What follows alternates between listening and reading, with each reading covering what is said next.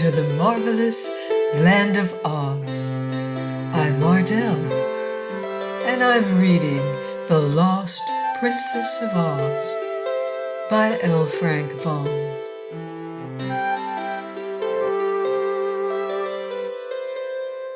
Chapter 10. Toto Loses Something. For a while the travelers were constantly losing their direction, for beyond the thistle fields they again found themselves upon the turning lands, which swung them around in such a freakish manner that first they were headed one way and then another. But by keeping the city of Thai constantly behind them, the adventurers finally passed the treacherous turning lands and came upon a stony country where no grass grew at all.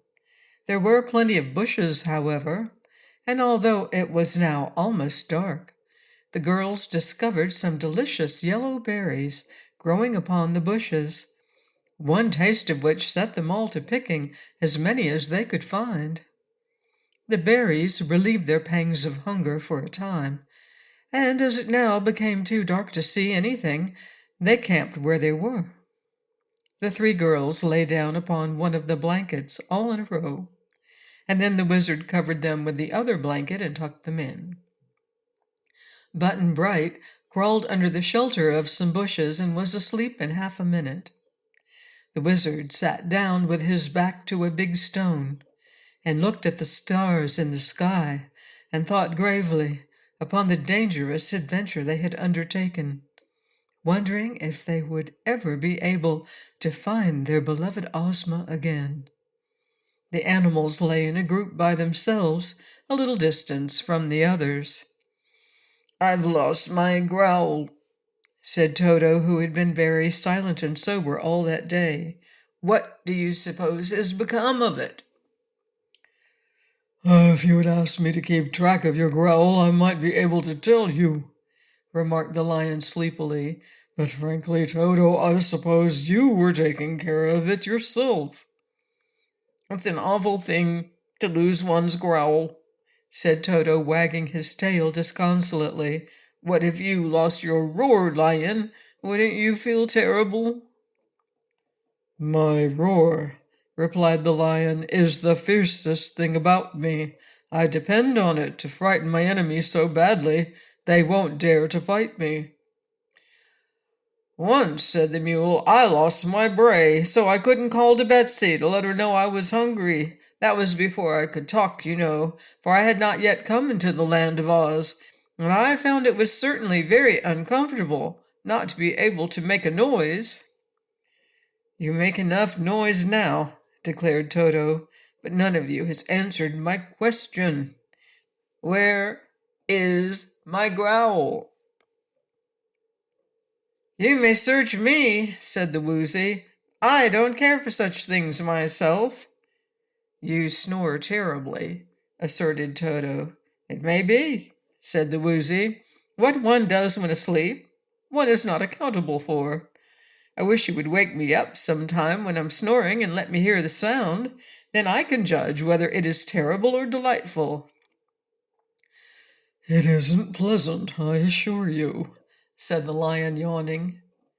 "To me it seems wholly unnecessary," declared Hank the mule.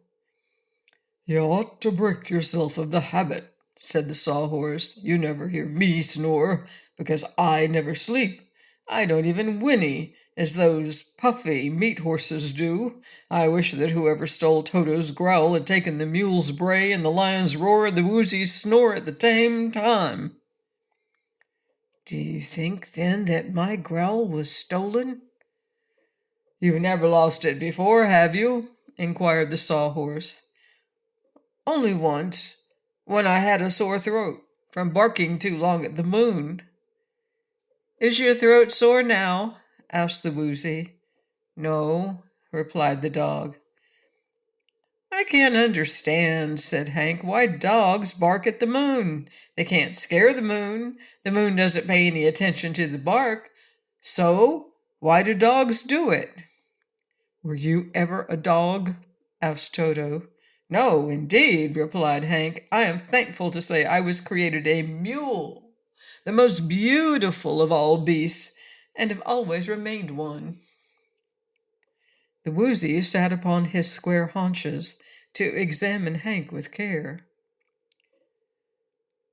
Beauty, he said, must be a matter of taste. I don't say your judgment is bad, friend Hank, or that you are so vulgar as to be conceited, but if you admire big waggly ears, a tail like a paintbrush, hoofs big enough for an elephant, and a long neck and a body so skinny that one can count the ribs with one eye shut, if that's your idea of beauty, Hank, then either you or I must be much mistaken. You're full of edges, sneered the mule. If I were square as you are, I suppose you'd think me lovely.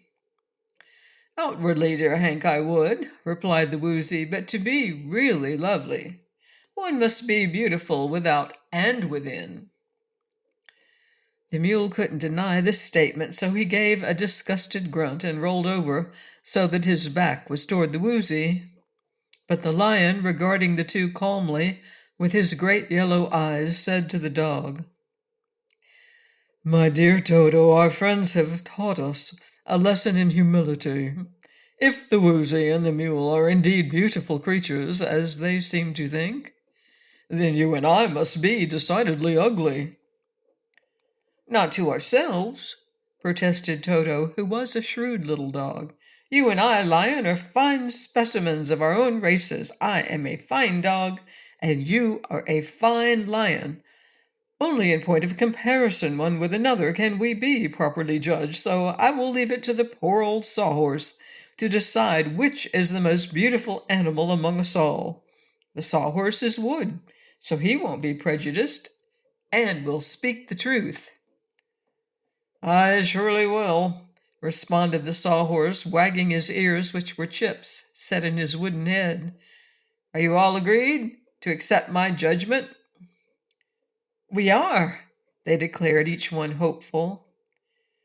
Then, said the sawhorse, I must point out to you the fact that you are all meat creatures who tire unless they sleep, and starve unless they eat, and suffer from thirst unless they drink. Such animals must be very imperfect, and imperfect creatures cannot be beautiful. Now, I am made of wood. You surely have a wooden head, said the mule. Yes, and a wooden body and wooden legs, which are as swift as the wind and as tireless. I've heard Dorothy say that handsome is as handsome does, and I surely perform my duties in a handsome manner. Therefore, if you wish my honest judgment, I will confess that among us all, I am the most beautiful. The mule snorted, and the woozy laughed. Toto had lost his growl and could only look scornfully at the sawhorse, who stood in his place unmoved. But the lion stretched himself and yawned, saying quietly, Were we all like the sawhorse, we would all be sawhorses, which would be too many of the kind. Were we all like Hank, we would be a herd of mules. If like Toto, we would be a pack of dogs. Should we all become the shape of the woozy, he would no longer be remarkable for his unusual appearance. Finally, were you all like me, I would consider you so common that I would not care to associate with you. To be individual, my friends, to be different from others, is the only way to become distinguished from the common herd.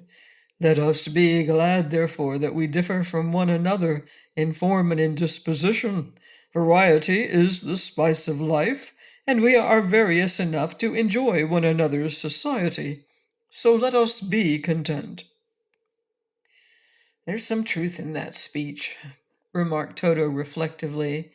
But how about my lost growl? The growl is of importance only to you, responded the lion, so it is your business to worry over the loss, not ours. If you love us, do not inflict your burdens on us. Be unhappy all by yourself. If the same person stole my growl who stole Ozma, said the little dog. "I hope we shall find him very soon and punish him as he deserves. He must be the most cruel person in all the world, for to prevent a dog from growling, when it is his nature to growl, is just as wicked, in my opinion, as stealing all the magic in Oz."